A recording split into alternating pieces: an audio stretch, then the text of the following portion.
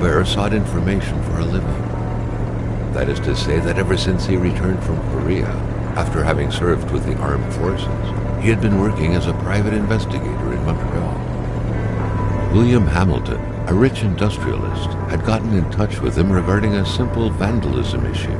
Nothing to write home about. Not worth hiring a private eye either, just so he can drive for hours on rough roads.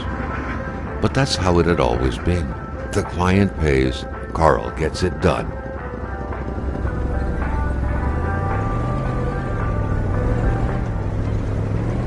They had set up to meet at the general store. His client's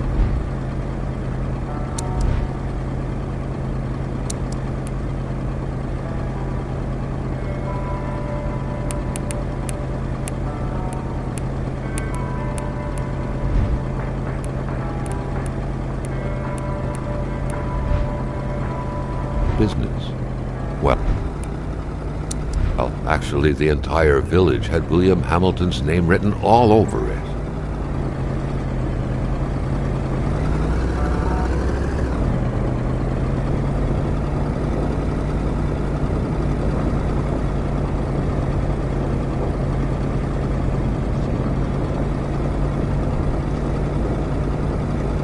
When the roads were bad, muddy, or snowed in, it was customary around these parts to close them off. But it was also customary to ignore those signs entirely and drive there anyway.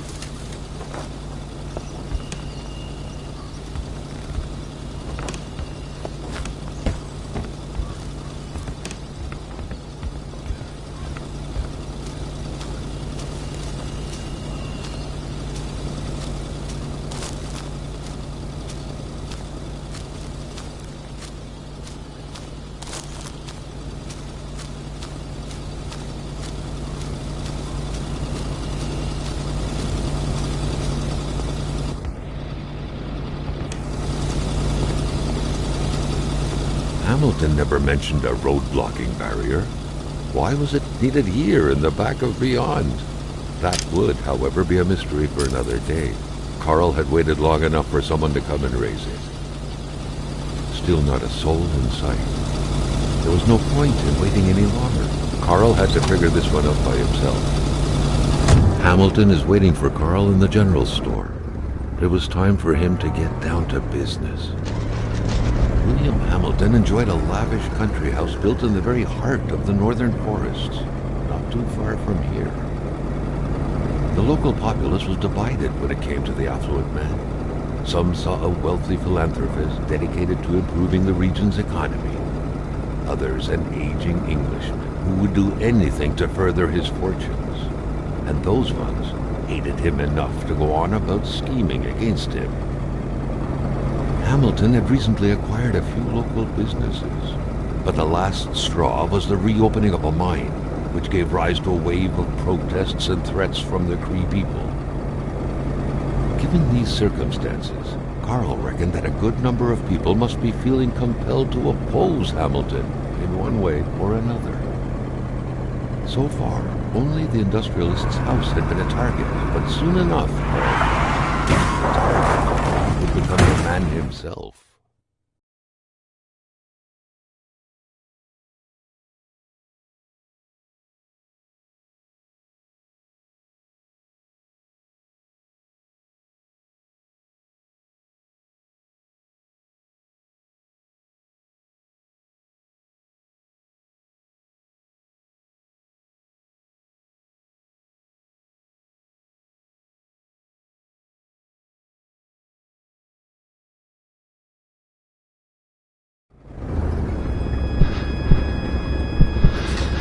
Carl needed to get out of there.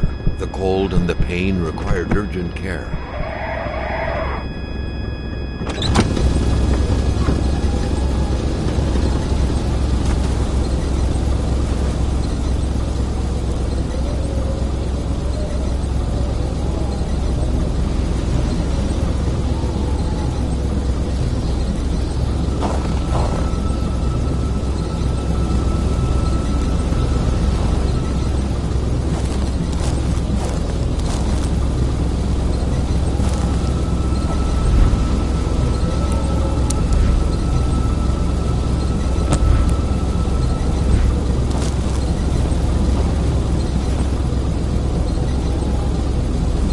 Carl wondered how long he would have to endure this skin-stinging cold.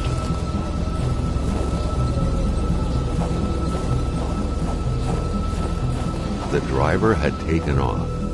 It was still best to check it out and leave nothing to chance. Carl needed help.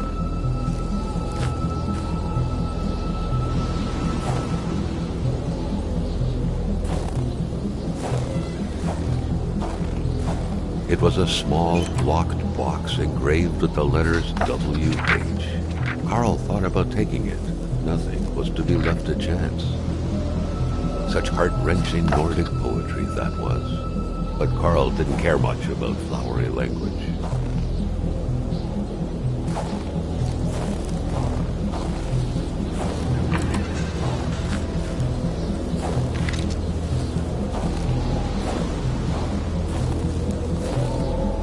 This deep in the country, his last hope was to find an abandoned garage or a farm by the roadside. His life depended on it.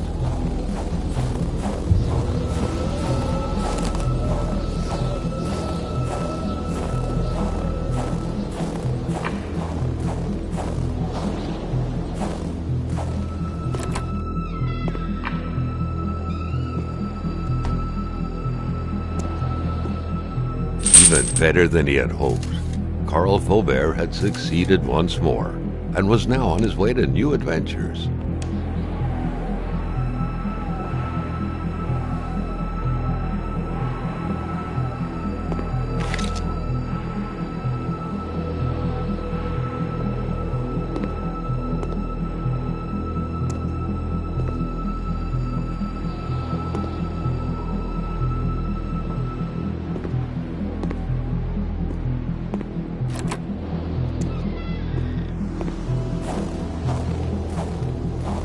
Carl's scout training was buried deep in his memory. What do you need again to start a fire?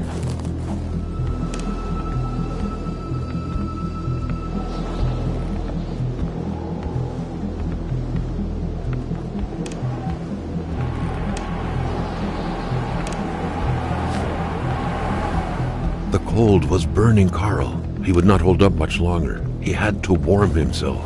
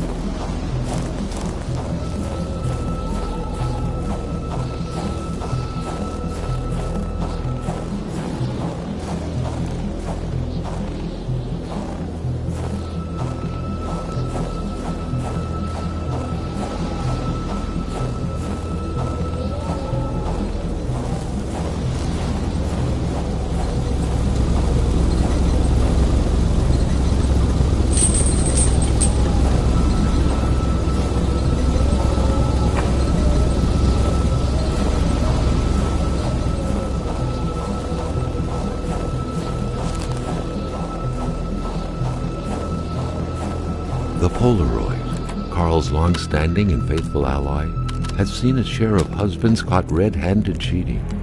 There's always something out there waiting to be snapped away.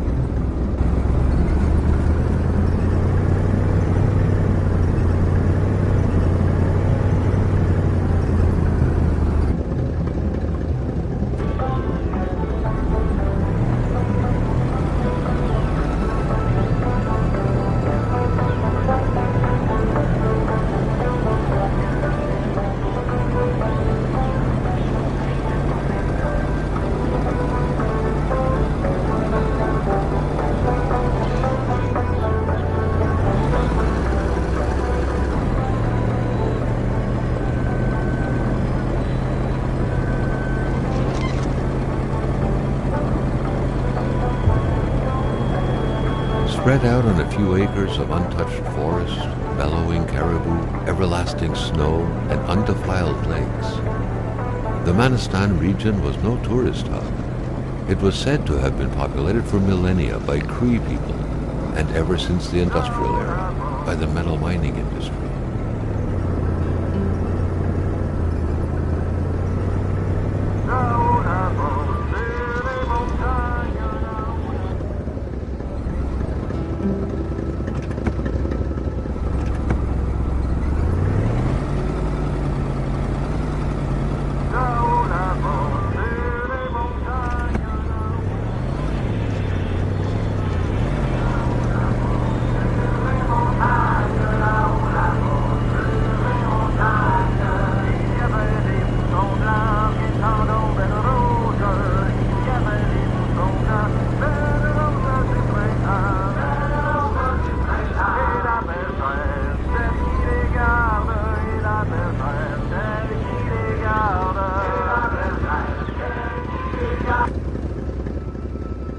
Now wasn't a good time to wander about. Hamilton was still out there. Carl was dying to stretch his legs, but he had to stay focused on the task at hand.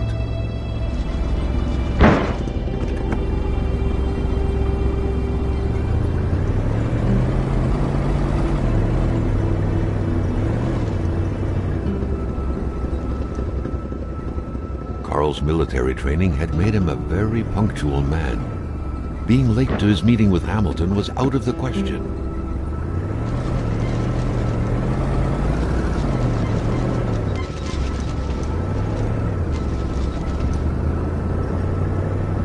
The truck was running on fumes. Good thing that the general store was close by.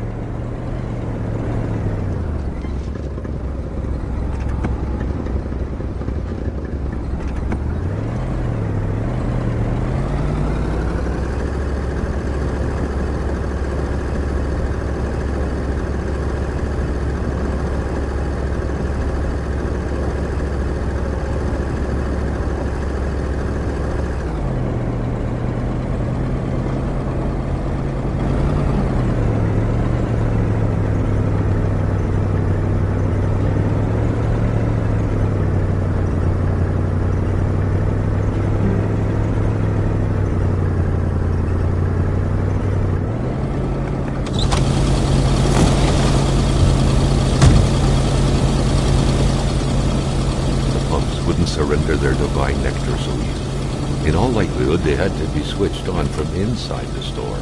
A milkman had to drive by every week to fill the bottles.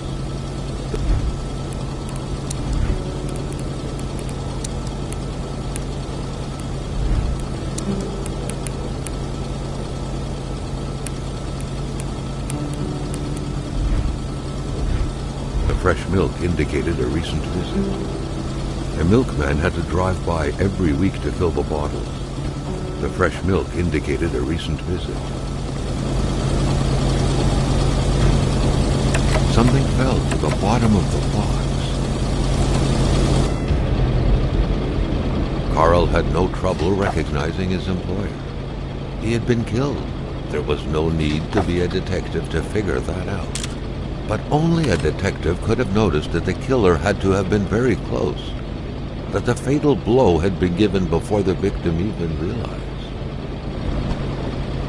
Carl felt a chill down his spine and had a terrifying realization. If Hamilton was dead, then who was going to pay him?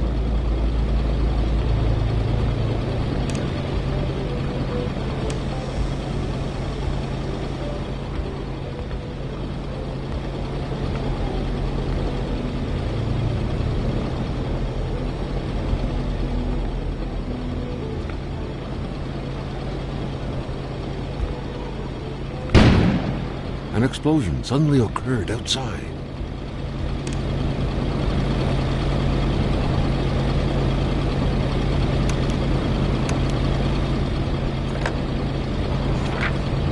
The snowstorm pummeled everything in its path. Carl was not surprised when he heard no tone. Carl knew that Gilles Lachance was in charge of the general store. That made him one of Hamilton's employees. A very angry employee, as Carl could plainly see. According to that log, it seemed like the whole village owed some money to the general store. Carl was far more interested in the bunch of nearby addresses he had just gotten his hands on, though.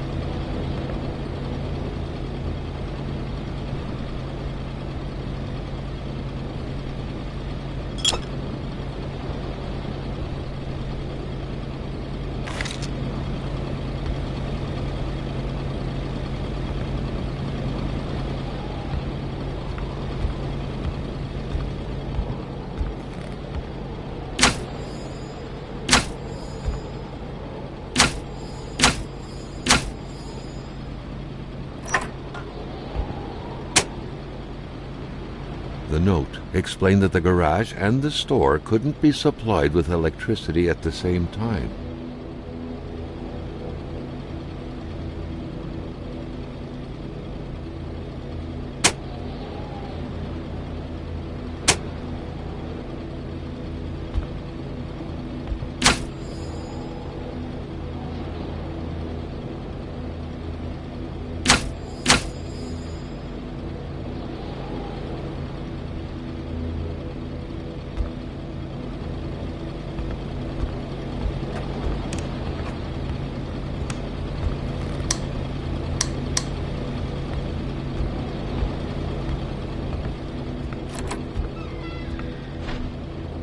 Maintaining his composure, Carl recalled something from his military training.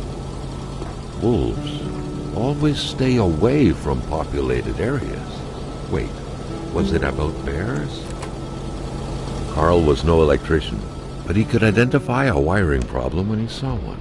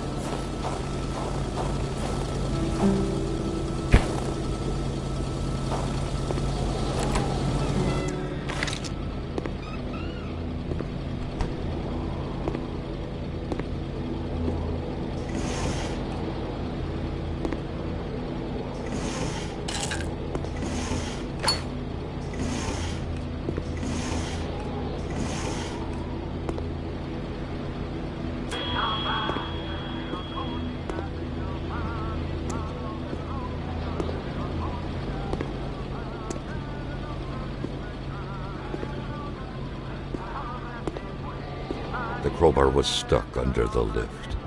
Notwithstanding Carl's imposing stature, car lifting wasn't part of his skill set yet.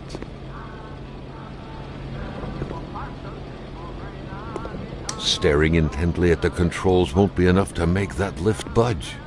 The poor thing was out of power.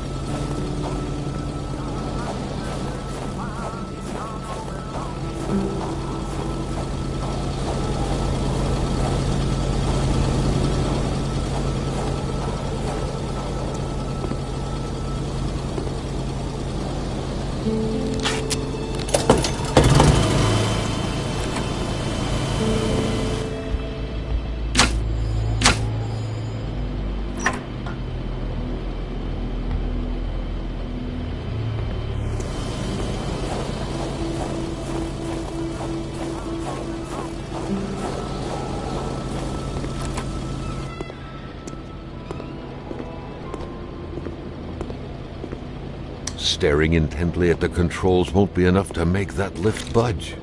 The poor thing was out of power.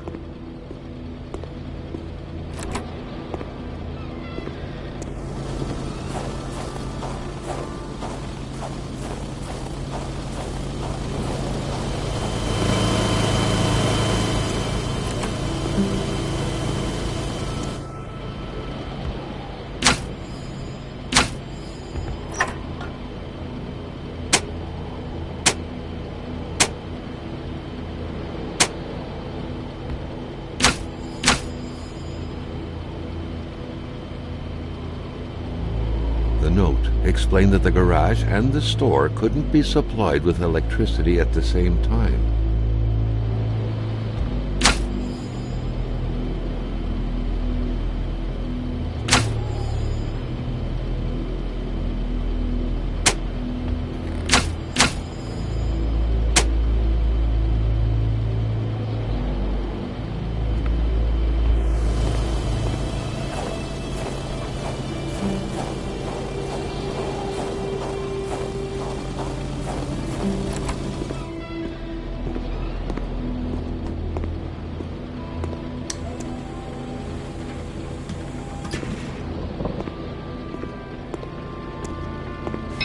At long last, the crowbar was within Carl's grasp. Surely it would come in handy at some point.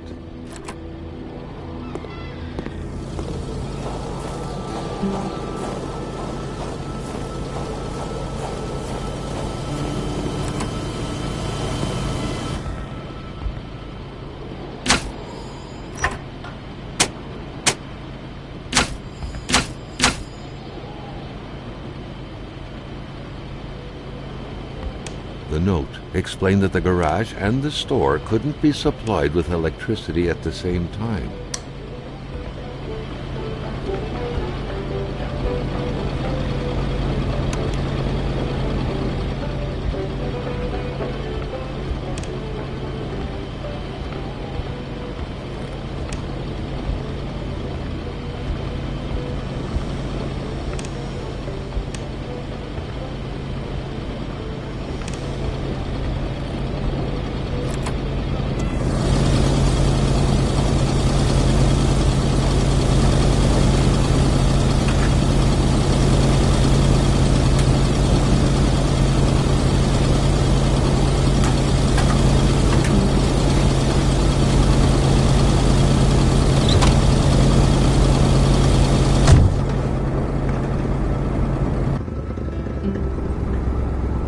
Carl knew straight away where to find the infuriated Gilles Lachance. Any good investigation would have to start there.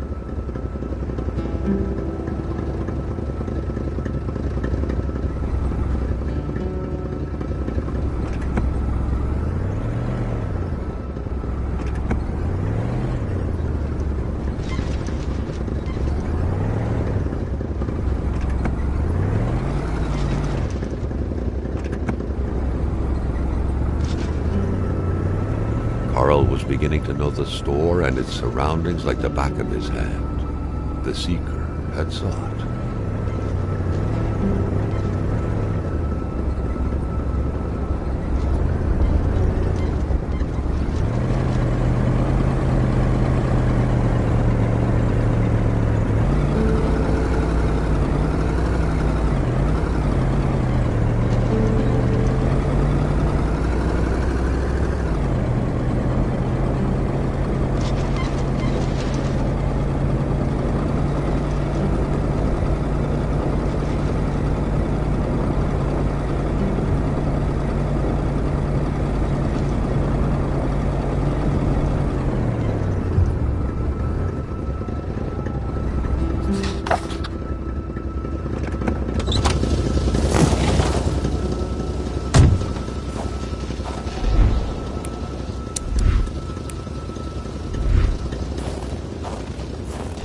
was fresh.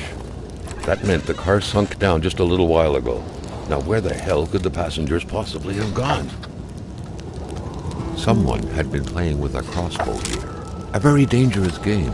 A bolt could hit someone's tire or their eye. It could even kill someone if the aim was right.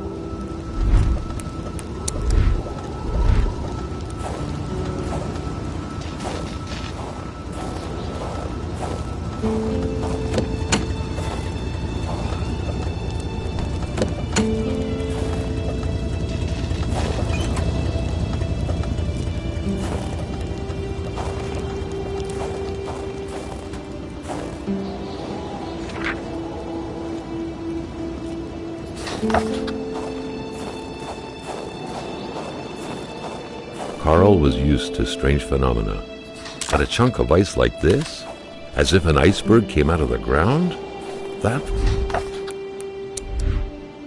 was a first.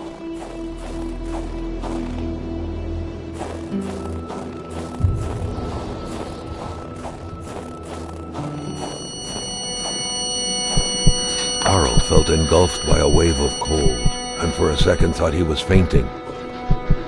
All of a sudden, 4 phantasmagoric figures were fixing their gaze on him. What the hell was going on?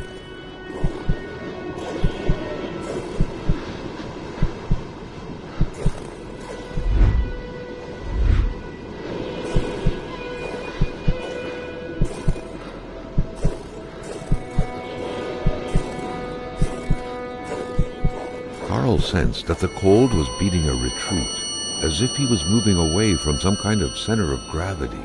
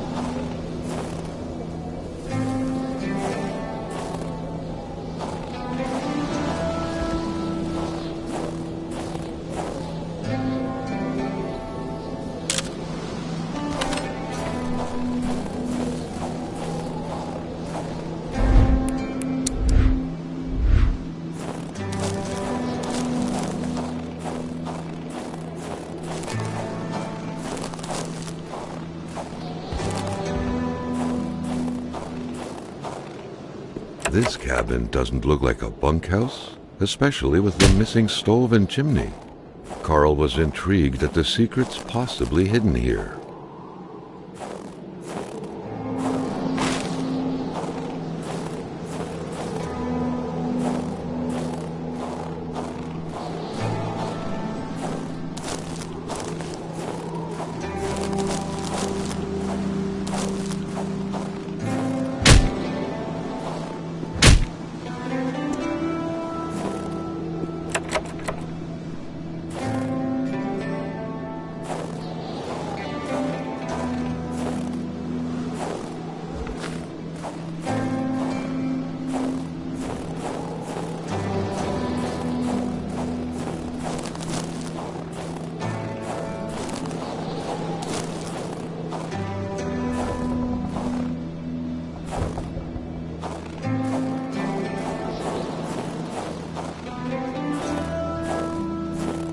It was so cold. Already Carl did not feel his toes anymore.